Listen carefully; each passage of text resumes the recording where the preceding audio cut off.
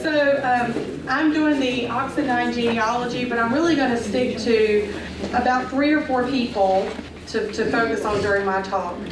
And, you know, I just said from the Lowrys and the Rebels and the Locklears and on through there. I can stand in Alan Lowry's house and, you know, I'm just like, wow, this is so cool. I'm standing in my 6 times or 5 times great-grandfather's house, and I know the details of his story, and that's like so amazing to me.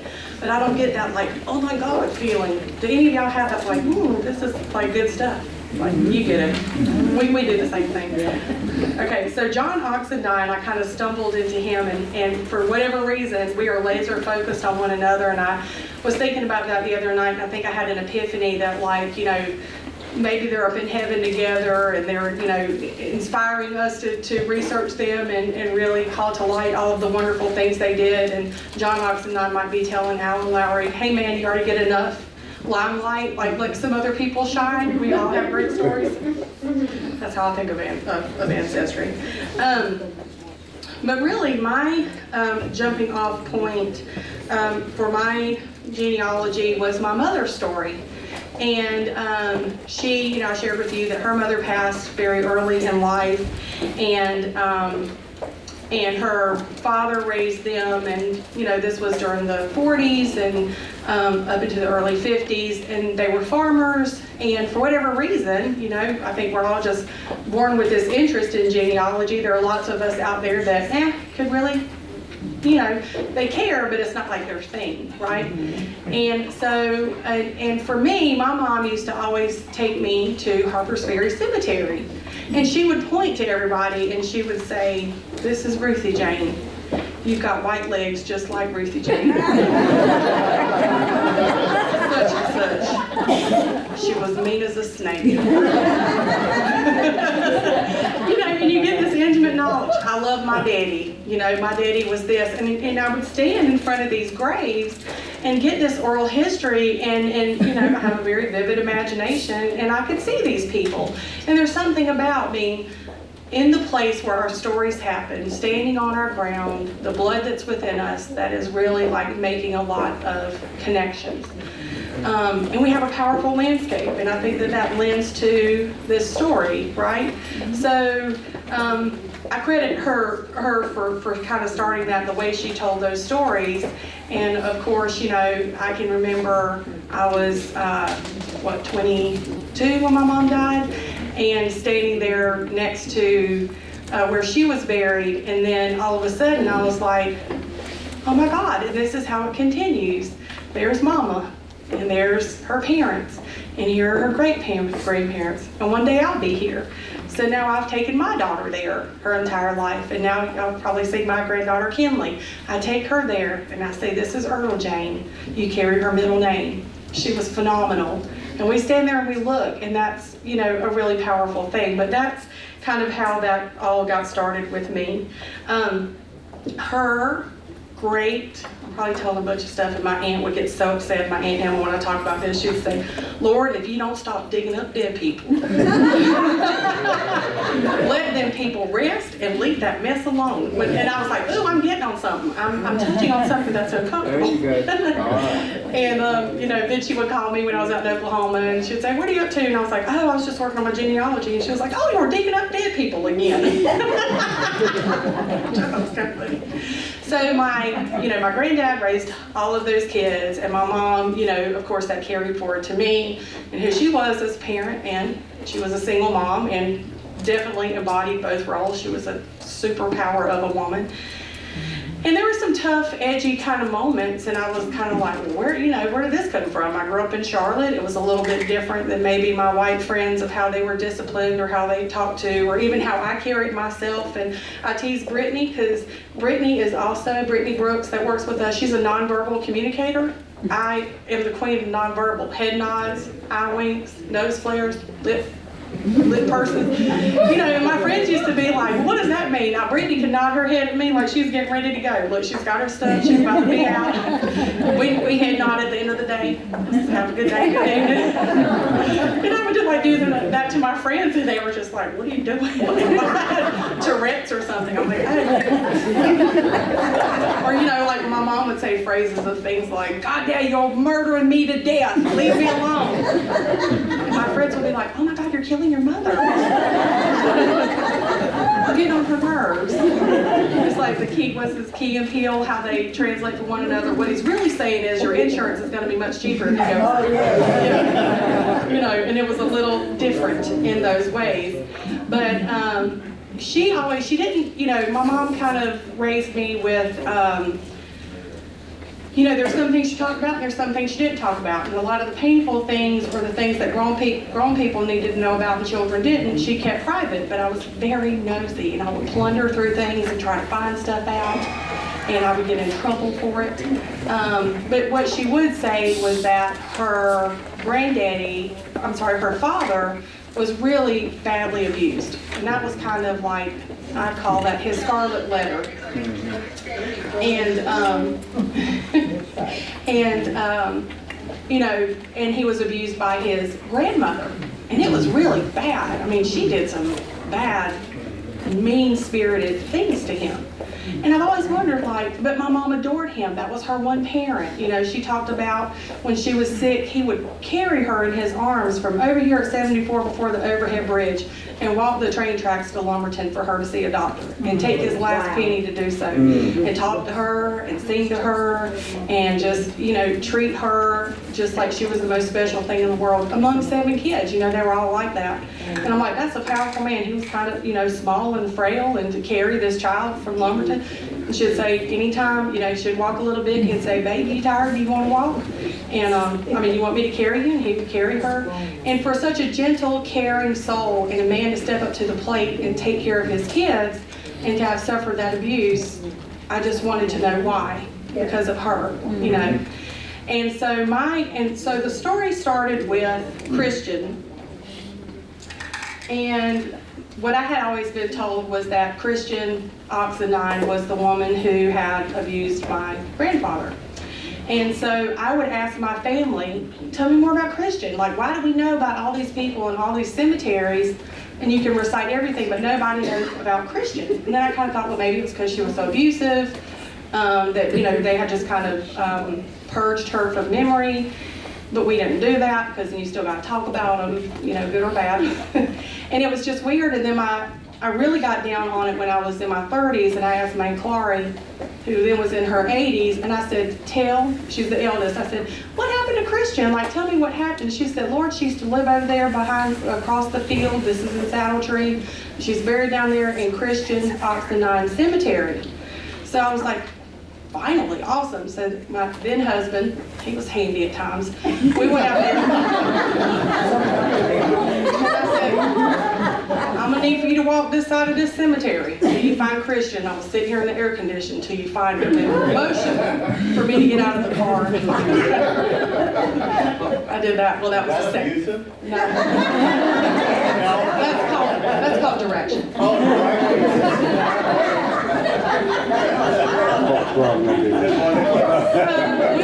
We look, and he comes back and he can't find it. I said, well, you didn't look good over there. You need to go back over there and look some more. And then, you know, after 3 times, I said, fine, I'll get out of the car.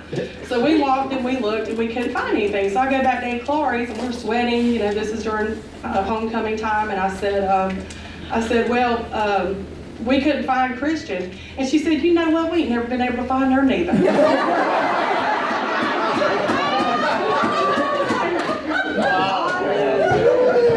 Tony looked at me and I was like, oh my gosh, you know. And I said, why didn't you tell me that? She said, there was no stopping you. She said,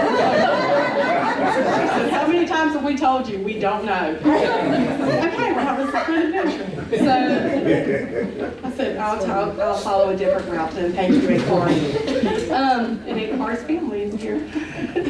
So I have very fun aunts. So I start to look for Christian, and we'll come back to this picture in a little bit.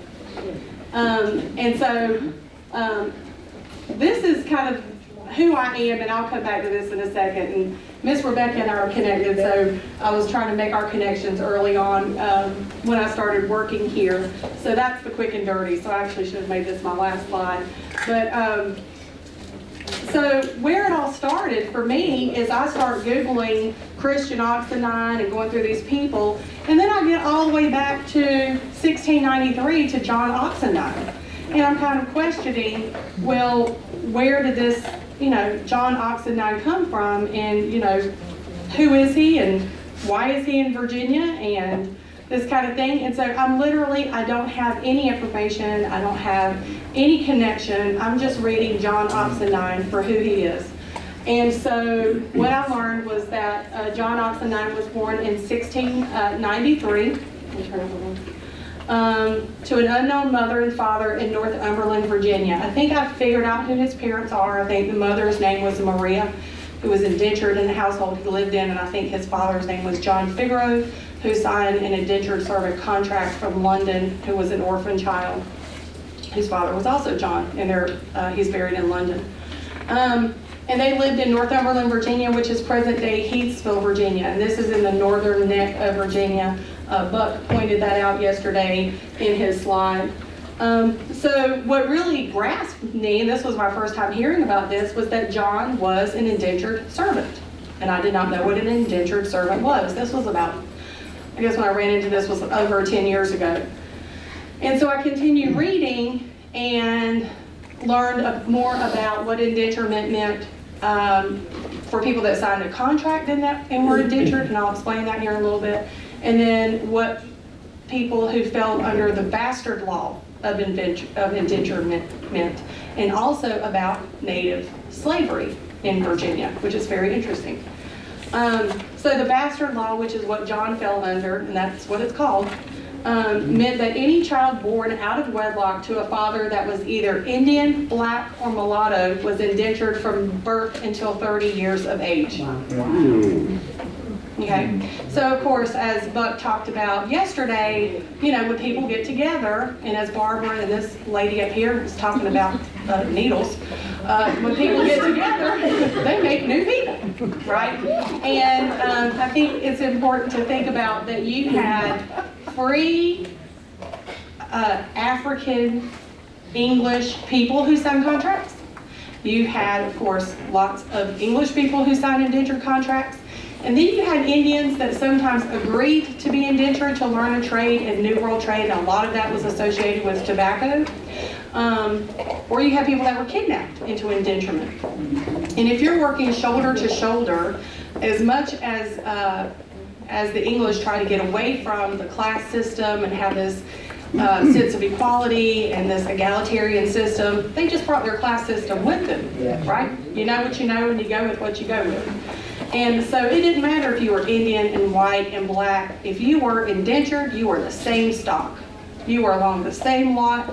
You were working together and you were doing the same work. Didn't matter. And so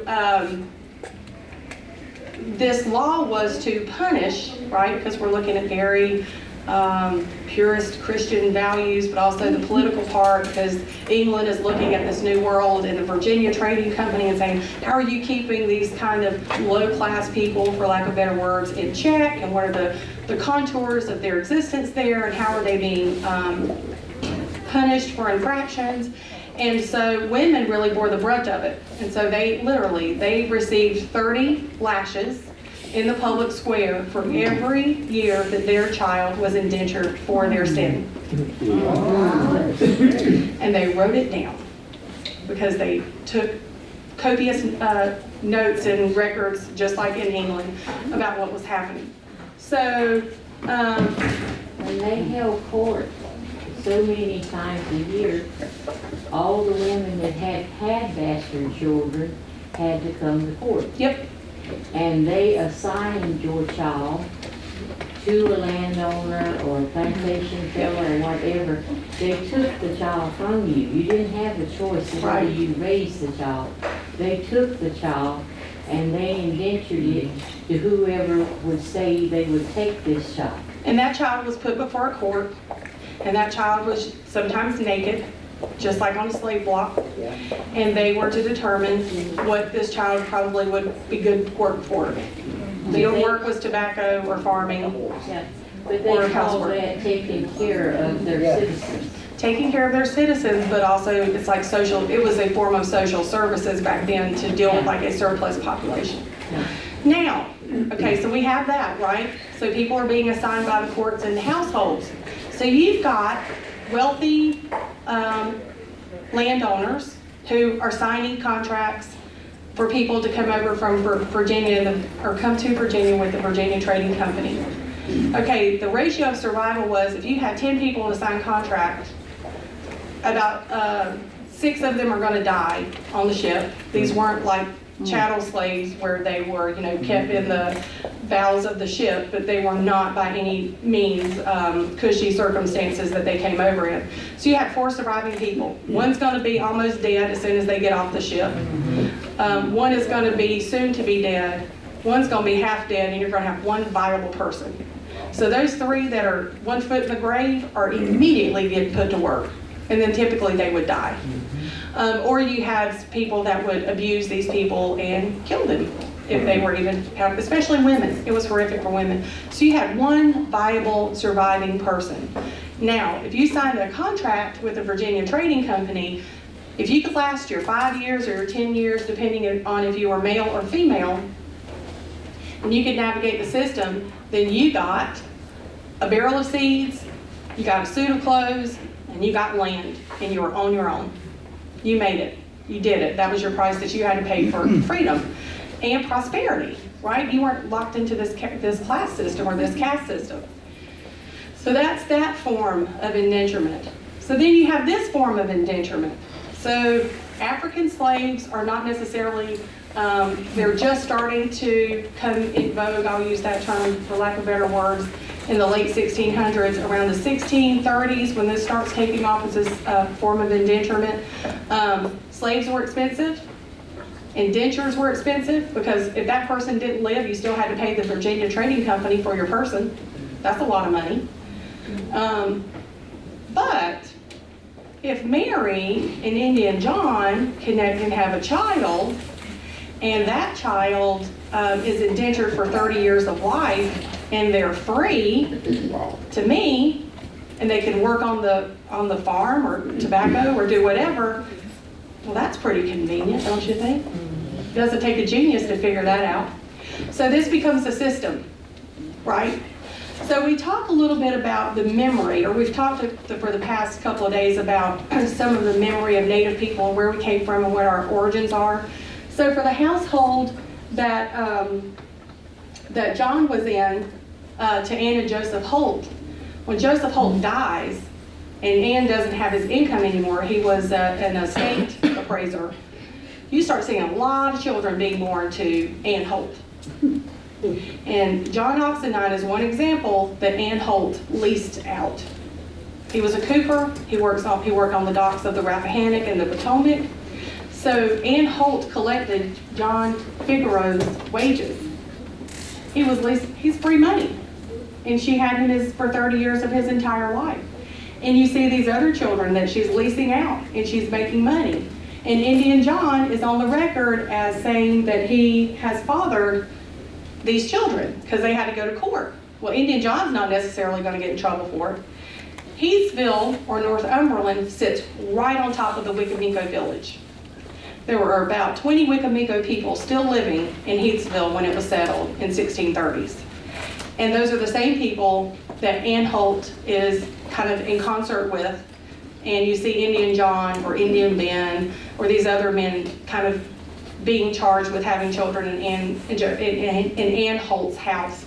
So she's paying them, she's probably giving them rum, a little cash, and then these women are having, she's puppy milling people, essentially. And that's kind of what the records suggest. And there's nothing wrong with it, right? Because society accepts it, just like society later accepts slavery, African slavery.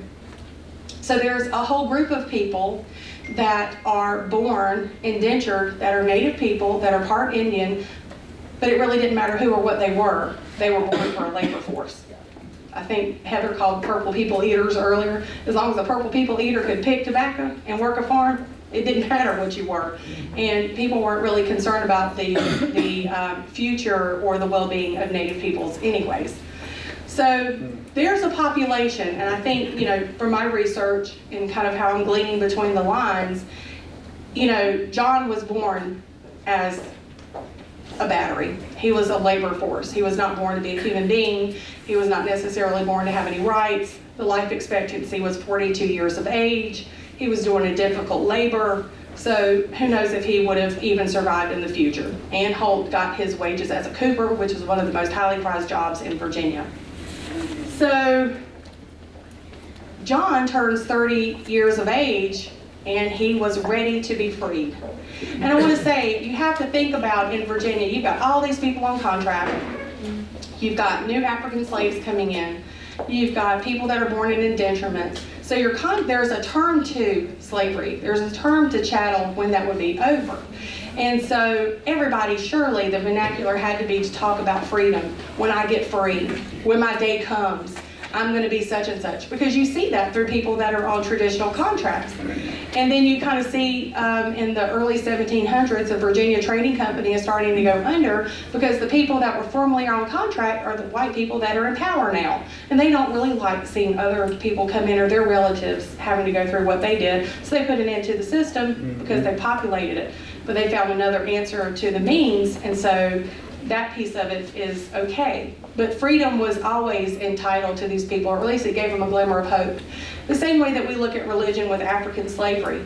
Christianity is so important was so important to African Americans because when you got glory, your time would be over in terms of being a slave, right? It's the same thing. You were either going to have a little bit of time in this world as a bastard indentured, and then you're going to go on to glory, but at least you had that little bit of time. And that was the same for John. So Ann Holt was not ready to free John. And John had to remind her, oh, Miss Holt, my time is up. I've given you my entire life. And she refused to free him. So he sues her, and he wins, and he gets back wages. All right. So John Oxendine, yes, let's get John Oxendine. So John fought for his freedom in court, just like those people we read in the South Carolina colonial records a little bit earlier. He stood before a judge, he knew his birth date, he knew his circumstances, he knew what was entitled to him. And here's the other thing that he did, is that, is that he drops Figaro. Immediately he becomes John Oxendine. Oxendine was a shipping fleet out of London. He probably loaded those ships who knows how many times a year as a cooper. So John becomes the man he knew he was intended to be. He let go of John Figaro and he became John Oxendine. He chose his name. That is huge, to choose your name and to perform your identity. And I think the thing that's powerful to me, and I'll cut ahead a little bit, I was just trying to capture some ideas here, is that what kind of character of a person is that to, you know, fight for your freedom, you change your name, and then you marry a white woman of status. She was Virginia gentry. Sarah Clark, whoop, that's right. Sarah Clark. I need more ice. I need Mr. Schwartz like back there. I like how you segue, Liv. Tell them about that, Liv. No,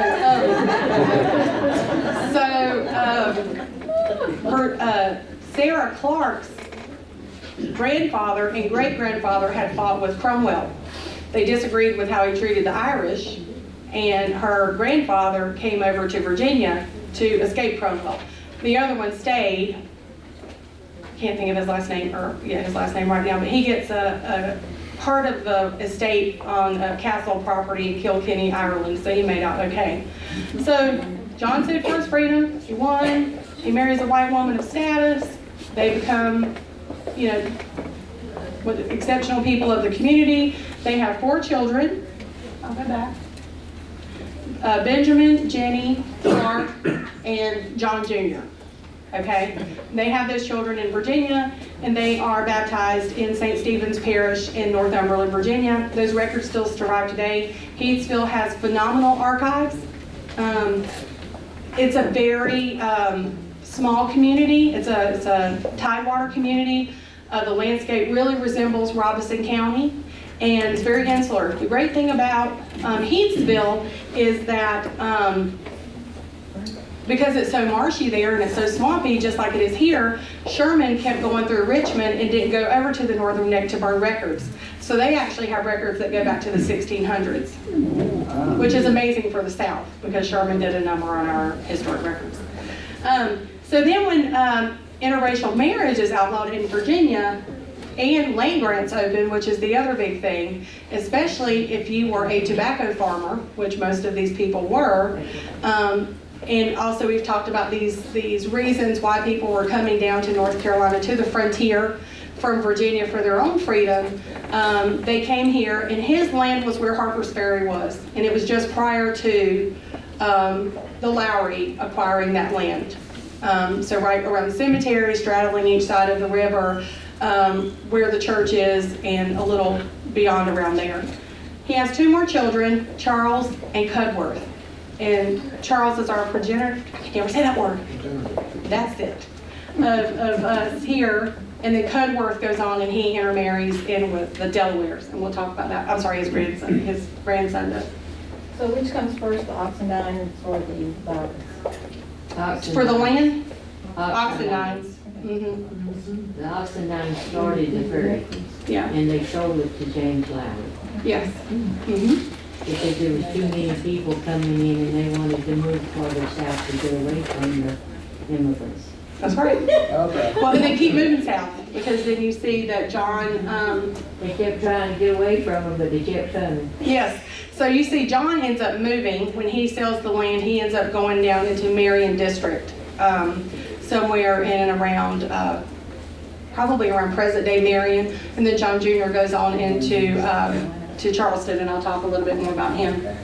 So there's my big fancy word, my 50-cent word, as one of my professors said, I can never say it. So Charles Oxendine was the, yes, for all Lumbees in Robeson County, and his land was most likely at Saddle Tree. So I have a researcher looking at land grants. I was really interested in the map that you pointed out yesterday for settlements in the area. And the reason I think it's over by Saddle Tree is because in his will, which is in your packet, you have a copy of Charles's will in your packet, he gives land, and that's where those Oxendines continue to grow out from, around that area in Saddle Tree. And his land grants are in the North Carolina archives. If you wanted to look at them, the place names are different, but they are there. And what is progenitor? He's kind of the one who plants the name for Oxendine in this community, so he's the first, yeah.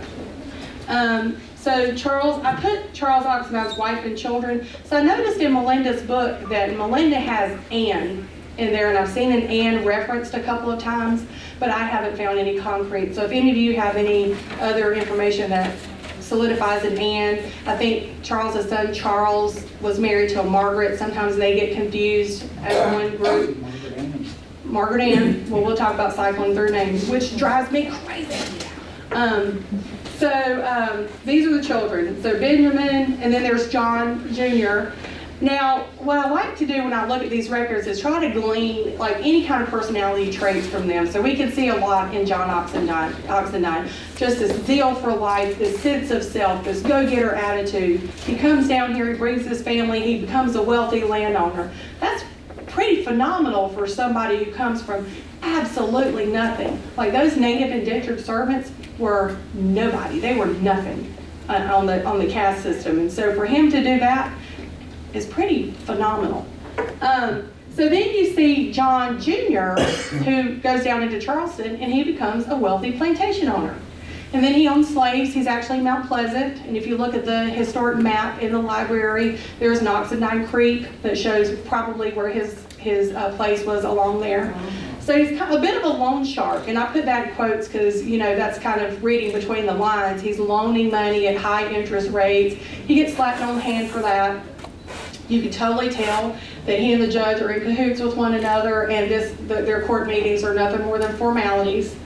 And he beats people up. And the judge asked him, well, you know, John, why did you beat up Mr. Brooks? And, you know, I forget the man's name, but his response is, it seemed to be the most effective way to get my money back. I mean, I got tickled. Y'all said, I thought, well, there you go, yes. But you know, it's all tongue in cheek. But he's also a bootlegger. He's also a bootlegger down there. And so his will is also in your packet, and you can see that he frees his slaves. I think he probably had a child with one of his slaves because he frees the mother and the child at his death. It didn't say, I can't remember who he was married to, and her last name was Wolf, but he was with a Wolf family. So it'd be cool just to follow the Oxendine down the Charleston way. And then of course you have Charles, and Jesse, and Moses, and Aaron, and David, and Nancy, and Betsy, and Catherine, and Sarah. And you will see those names over and over and over again throughout the generations. So Charles, when General Rutherford trekked through Robeson County on his way to Wilmington, a lot of you probably know about that, Charles donated 3 head of his prize steer for the cause. And so to me that suggests that Charles was a patriot. He might have also saw an opportunity by doing so, and there's nothing wrong with that, okay? I identify a lot with these Oxendines a little bit in terms of you know, how they get things done. So we can see here, wait, Lawrence showed me a fancy thing that we needed this whole time. I shouldn't even bring it out. Don't look. The pointer, is it pointing? Oh, there it is. Well, look, I'm trying to be fancy this one. Here's Charles, where he got reimbursed as Charles Oxendine for his 3 heads of prize steer. So the Revolutionary folks come back through and they said, any last claims for people that are owed money as part of the Revolutionary War effort? And he was like, well, you know what? I did donate 3 heads of prize steer that I did not receive payment for. Well, go ahead and submit your claim and everything. And so then they respond back to him and they say, well, sir, you did indeed get paid as Charles Oxendine. We were remiss in writing in an S instead of an X. You can't try, you know, blame the man for trying. However, because that he did that, qualified me, his 5 times great granddaughter, to join the Daughters of the American Revolution.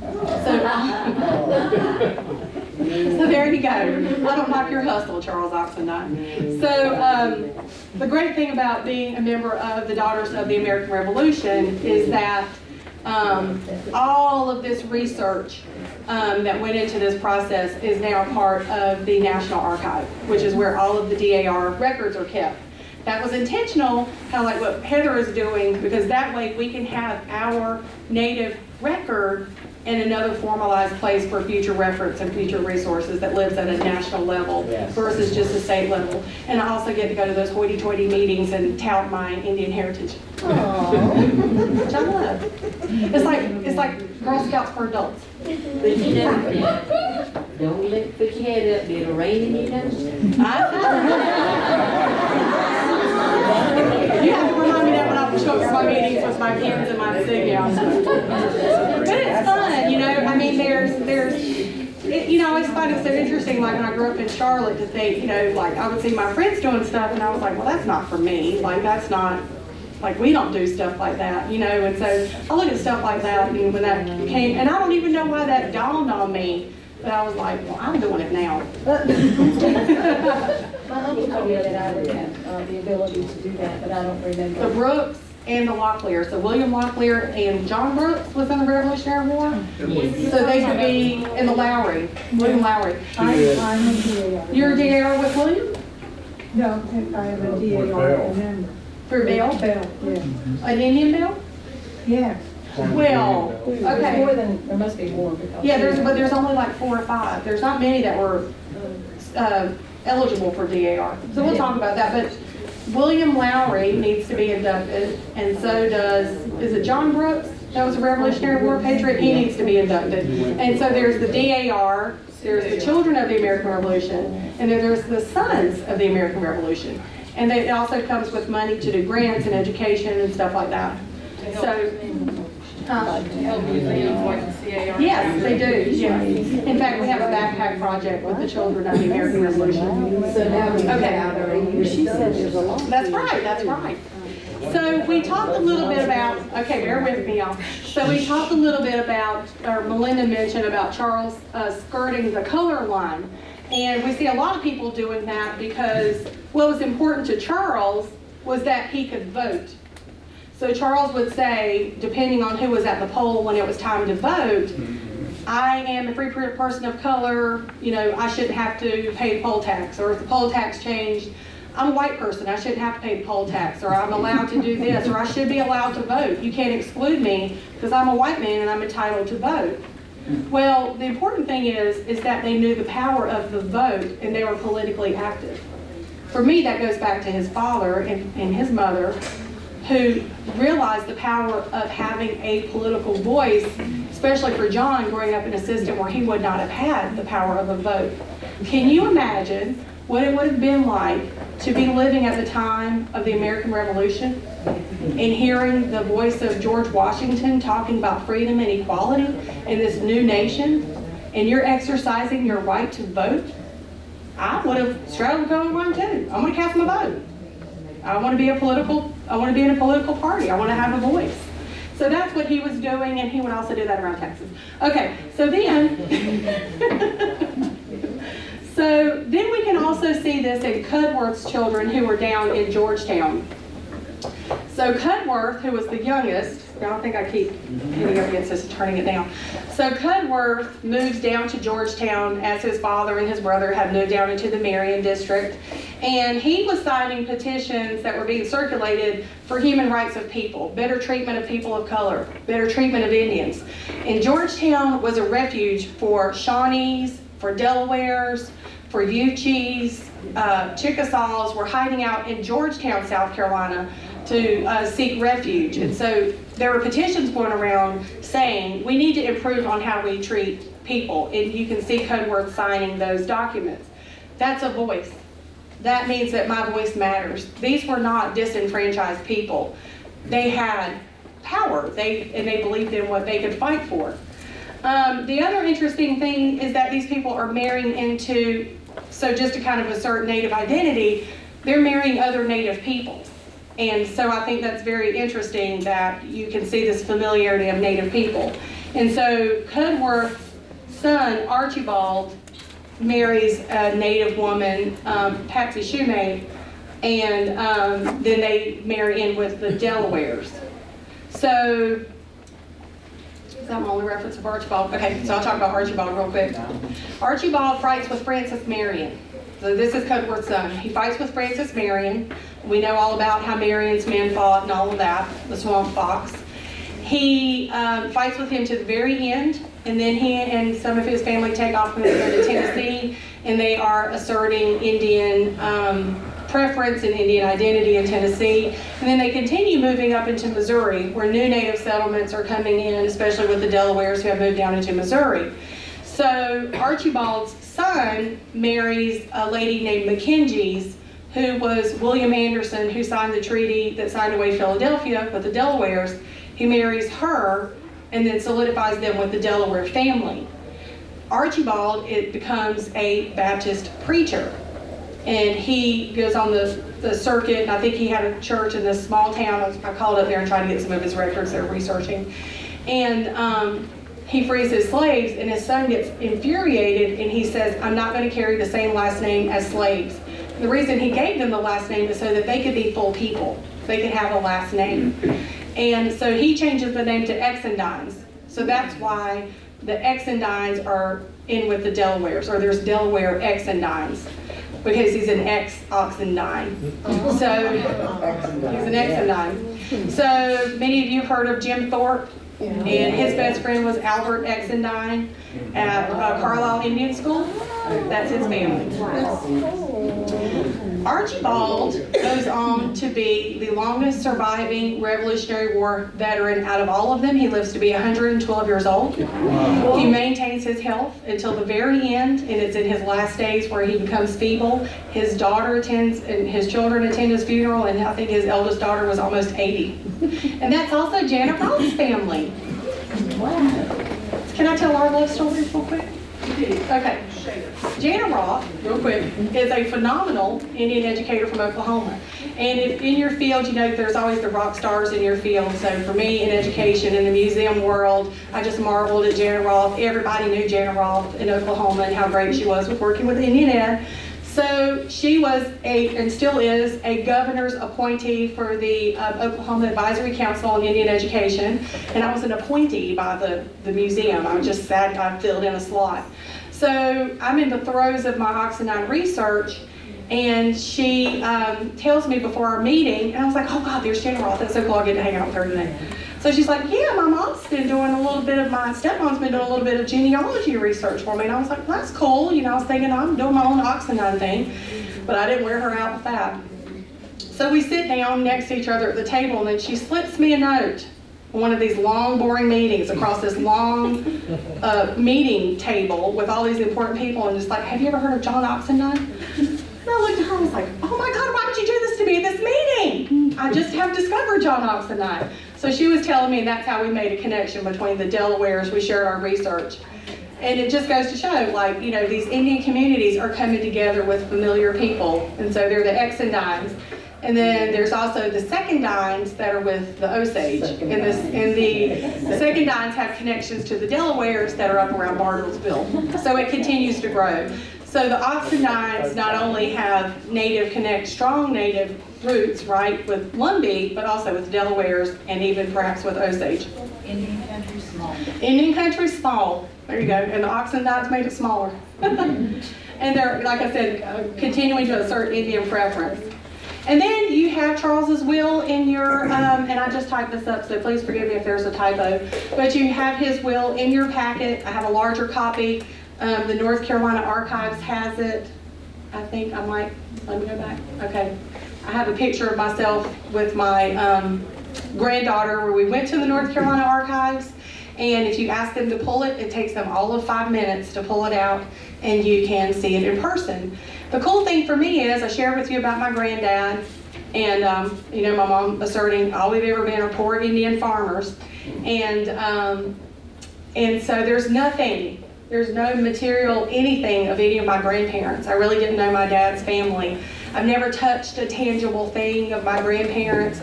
I've never held anything that they ever had. The closest thing is like being in their house on 74, but that was kind of transformed by my aunt. And so here I am at the state archives holding Charles Oxendine's will, and that C that was in that opening slide is his mark. So he didn't do an X, he made a C for Charles. And I rubbed my finger across that C, and that's the first like physical contact I've ever come with anything of my grandparents. And I thought, Charles, you mean something to me. You know, you've reached out. I dug you up, as my Aunt Emma would say. So it's pretty cool. But the great thing about Charles's will is that he leaves property to everybody, to all of his children, and they're all listed here. So when we look at John, and then I listed John's children, and then we have all of Charles's children, and then it just explodes from there. It's almost hard to capture, because then those kids each have 10 children. Some take off to Tennessee, most of them stay here, and it just goes and goes and goes. It's almost impossible to continue from here unless you're looking for your person. And the men got most of the land. And the men got most of the land, but here's the thing about that, that's a great segue, is the Oxendines were empire building. And there are a lot of us doing what I call empire building. And so the Oxendines were married to the Oxendines, and I'll show you that family. Let me go back. Sheet here. Where are we? So here we have John, and here we have Charles. And then here we have Moses and John that are brothers. And then they have kids, and then they get married. So you can see it's straight up Oxendine on both sides. They did this as a power play because they were a political voice. And that's just one example of how the Oxendines, the Carters, and the Wilkins were also intermarrying with one another around Saddle Tree because they were establishing a political power in that area. And of course, Peggy and Archie founded Burnt Swamp Baptist Association with 3 other families. Our Peggy, Miss Rebecca, and I is sisters is sister to Big Jim Oxendine, and we know all of the things that he accomplished and he did. These folks here also come from that same line in Roxanne. Yeah. Don't forget about me. I'm back there, and Alicia, yes, and right there, okay. Me too. So I'll come back to that. Yes, and you there, see, we're all related. Okay, so they're empire building. I put Oxendine's married Oxendines, oh my. But it's what we do. It's what kept us a tribe, not just with the Oxendines, but the Lowrys and the Locklears. And so you can look at what we had hoped to do and what we'll do for a session next year is how, looking at settlements and looking at communities. What makes Chapel, Union Chapel, what makes Saddle Tree, and who makes Saddle Tree, who makes Prospect, and then how they were their own political entities within this very hemmed up community. Okay, so this is a fun story. So Nancy Oxendine, how many of you have seen this ad for Nancy Oxendine? Where's my copy? Okay, I'm gonna read it for you. So Nancy Oxendine was somebody in my research as I would go through, she would always pop up, right? And I was like, okay, I'll get to her later, like she's not that direct line that I'm looking for, especially when I was in the DAR stuff, but she just kept popping up. And so I found this ad, but it was incomplete, so if some of you have seen it online, it cuts off who she was indentured to at the bottom, which is James Duffel. North Carolina Archives has her full ad, which is phenomenal.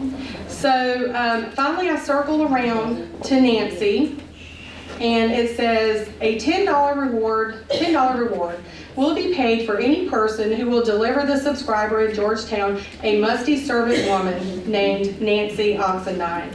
She is a stout wench of light complexion, appears to be about 30 years of age. It is uncertain what kind of clothes she may be wearing, as she took a number with her, as she should. It is supposed that she has been enticed away by her brother and her sister, who were here in February last. She probably is with one of them. The latter lives in Fayetteville, and the former in a distant part of the state, Robinson County. The above reward will be paid for her at the rate of $10 for every 100 miles that may be beyond Fayetteville, James Duffel, Georgetown, South Carolina, June 4th, 1795. Okay, so I had this, right, and I went to, for whatever reason, we always came home every year for homecoming, and I was tired of going to Myrtle Beach for the beach thing, and we had done Charleston one year. It was very expensive. So I was like, I need that, that historic connection to the South. So I was like, why don't we just go to Georgetown? I don't know why I said Georgetown. I've, never been to Georgetown. Growing up, the only place we ever went to was once a year at Myrtle Beach. My mama did this lady's hair for 1 year, so we got 1 week of housing at the beach at her beach house. That was her nice little trade there. And that's the only place I ever went. I had never traveled anywhere else until Rosa Winfrey took me somewhere else. And so when we made our arrangements, went to Georgetown, stayed at this lovely bed and breakfast called Middleton. No, it's not. I'll think of it. Mansfield Plantation. And when I got to Georgetown, and y'all just roll with me, if you've had these connections, please embrace me and not make me feel like I'm a crazy, weird lady, because I'm not, per se. But, thank you. I know, yeah. I appreciate it. So we get there, and I'm just like, oh my gosh, I have been here before. And like, when have I been here? And could not put my finger on it. And I told my then husband a million times, I've been here, but I would have never been able to have been here. Kept figuring out, I was like, Charlotte would not have taken field trips here. And so I just kept saying, he was like, I get it, you've been here. And so we ended up going to the Rice Museum. Oh my gosh, it hit me like a brick wall. I was like, I have been in here. Not just here in town. I've been here. I've been in this place. And so we go through, and there's like the floor, it's like a 4 or 5 story building, and it's the oldest building in Georgetown, and we're walking through, and just like, I have been here. I know these stairs. I know this wall. I know all these things. I pointed out. I go back to work. I tell everybody. And they're like, that's awesome. Stop. And so that kind of stuck with me for a year or so. So then when I get this in the mail, so this actually comes after the Georgetown thing, and I get this in the mail, I was like, well, James Duffel. So I Googled James Duffel to see what he's about, and then bam, it pops up. James Duffel silver urn, he was a silversmith, sold that week broke a record for a sugar urn, a little tiny sugar urn. I should have put up a picture. Made $15,000, sold by Sotheby's, and went into a private collection in New York City, $17.95. I was like, holy cow. So then it just goes on to talk about how James Duffel is one of the early America's renowned silversmiths, highly collectible. There's books about him. His entire life is mapped out. He seemed like a decent guy. So I called the Georgetown Historical Society because I thought, well, if James Duffel is such a prominent man, then surely they would know something about his time in Georgetown. He was only there for 10 years. So the lady's talking to me, and I said, well, can you tell me where he worked? Because, you know, how many of you have been to Georgetown? Delightful little quaint town. It's not huge. And I said, well, can you tell me, like, where did he work? Where was his studio? Or where did he live? And the lady said, oh, it was the second floor of the Rice Museum. I was like, oh my God, I've been here. It just kind of hit me. I was like, well, I felt like I had been there. You know, it just felt this weird connection to Nancy. So I did a little more research. I found that there is a collection in Charleston of his spoons that survived that they have in their collection. We did a professional visit there to look at their collections a couple of years ago, and they allowed me to look at the spoons and touch them, you know, as a museum person. That's really like my whole thing as part of being a history and culture geek, is you get to touch the stuff if you're a museum person. It's a great gig and you get paid for it, so I'm all about the tangible. So I got to check out the spoons, and I thought, well, James Duffel, it took 222 years for you to come back in contact with the Nancy Oxendine, a light-skinned stout wench that looks to be about 30 years of age.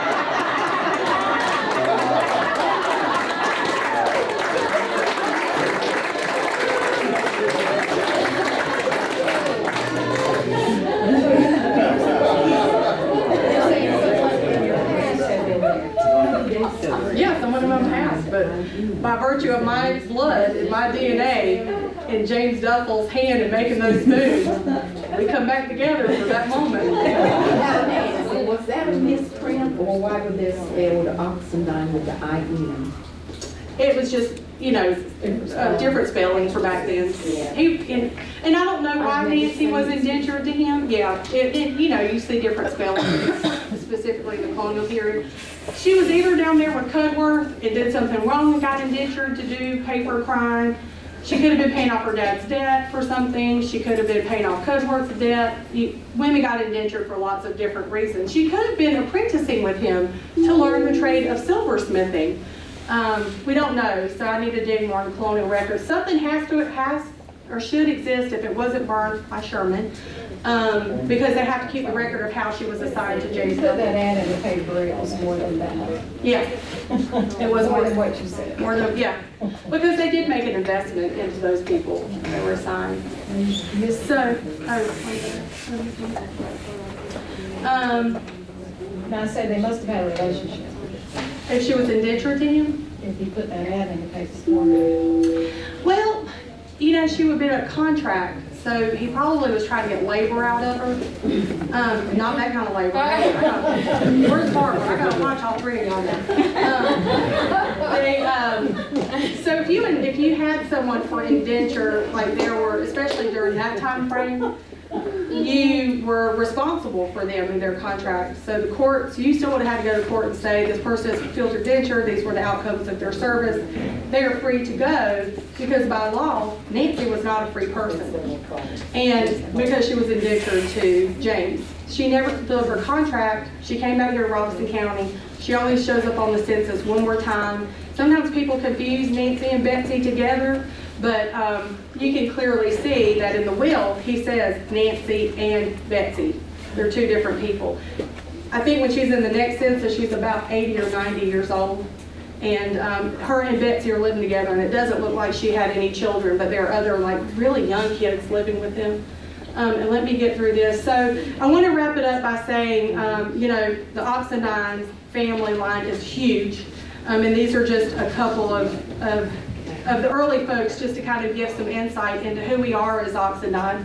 At least when I did this research, I was like, oh, it makes a lot of sense now. But come back to Christian. Christian was not the one who abused my grandfather. Come to find out, Christian and Emmeline were sisters. So I did all this research for 10 years. And I remember sitting at my desk and I thought, I've done all of this research. I found all these incredible records that even go back on the English side way far back. And I still didn't find Christian. And so I just was sitting there looking and I put it up on Facebook. Does anybody know Christian Oxendine from such and such date? Laney Emanuel. How many of you know Laney Emanuel? Immediately chimes in and says, Christian Oxendine was my great-grandmother. And I said, Laney? That was too easy for me. I was like, Laney, you're in Charlotte. I've known you my entire life. Like I grew up with these kids in Indiana. And he said, I said, you have to call me now. So he called me and we talked and he said that the reason I couldn't find Christian is because she was in Georgia. And she had left for Turpentine. And she stayed down there for, gosh, I think 20 years. Her husband died down there. So then she wasn't here to abuse my granddaddy. She wasn't even physically here. And so then I got to asking, we had a family reunion, some of the older kids who took care of Miss Emmeline before she passed said it was their mother that did that. So it cleared up this huge family mystery, and I thought, well, you know, as my Aunt Emma would say, in my terms, I dug up everybody in the graveyard to get that one answer. But I just thought it was remarkable. So right down here is the Jacobs family that's right there behind Nick's, the house right behind Nick's, and they also, Christian was their grandparents. And we went over there to visit, and we went through this old box, and he said, I think I have a picture of Christian. It's gonna make me cry. This was a year and a half ago. And we found her. That's a picture of Christian, who I thought all my life was the one. She's not the one. So I think a little bit of this was to clear her name, perhaps, at least among our family. And there's a lot of us. This is at least 200 people that this story has carried forward through. It wasn't just through my mom. It was all of her sisters and her 2 brothers. And on the back of the postcard from Georgia, where she was there for Turpentine, she wrote, "Remember me." So we remember you, Christian. We're telling our story. And so that concludes my presentation.